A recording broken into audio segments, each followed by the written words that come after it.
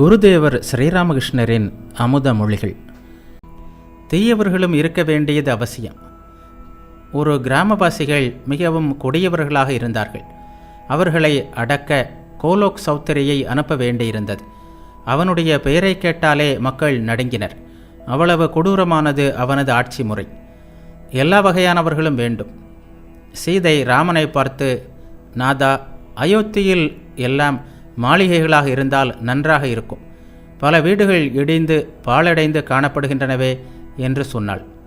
அதற்கு ராமர், சீதா, எல்லா வீடுகளும் அழகாக இருந்துவிட்டால் கொத்தனார்களின் பிழைப்பு என்னாவது என்றார். இறைவன் பலவிதமானவற்றையும் படைத்திருக்கிறார்.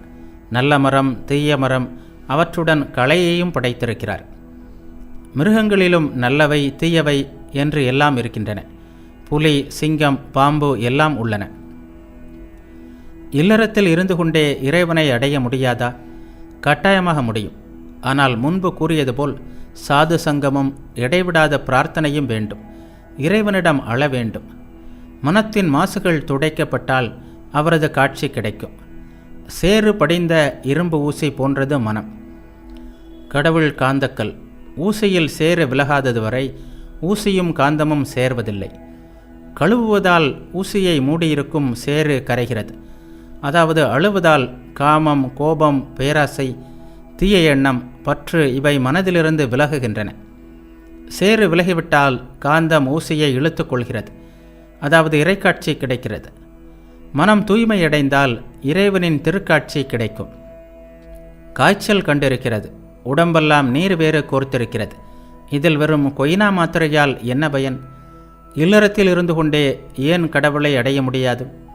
அதற்காகத்தான் சாது சங்கம், அழுது அழுது பிரார்த்தனை செய்வது, இடையிடையே தனிமையில் வாழ்வது முதலியவை வேண்டும். சிறியதொரு வேலை இல்லாவிட்டால் நடைபாதையில் உள்ள இளம் செடிகளை ஆடு மாடுகள் மேய்ந்துவிடும். எல்லோரும் முக்தி பெறுவார்கள். அதற்கு குருவின் உபதேசத்தை பின்பற்றி நடக்க வேண்டும். சுற்றி வளைத்த வழியில் சென்றால் திரும்பி வருவது சிரமமாகிவிடும். முக்தி கிடைக்க மிகுந்த காலதாமதமாகும். இந்த பிறவியில் கிடைக்காமல் போகலாம். பல பிறவிகளும் கிடைக்காமல் போகலாம். பல பிறவிகளுக்கு பிறகு வாய்க்கலாம். ஜனகர் போன்றவர்கள் இல்லறத்தில் இருந்து கொண்டே கடமைகளை செய்து வந்திருக்கின்றனர். அவர்கள் இறைவனை தலையில் தாங்கிய வண்ணம் கடமைகளை செய்தனர். தலையில் குடத்தை வைத்துக்கொண்டு பெண் நடனமாடுவது போல். மேற்கு பகுதி பெண்களை பார்த்ததில்லையா? தலையில் தண்ணீர் குடங்களை சுமந்து செல்வார்கள். அதே வேளையில் சிரித்து பேசியபடியே நடப்பார்கள்.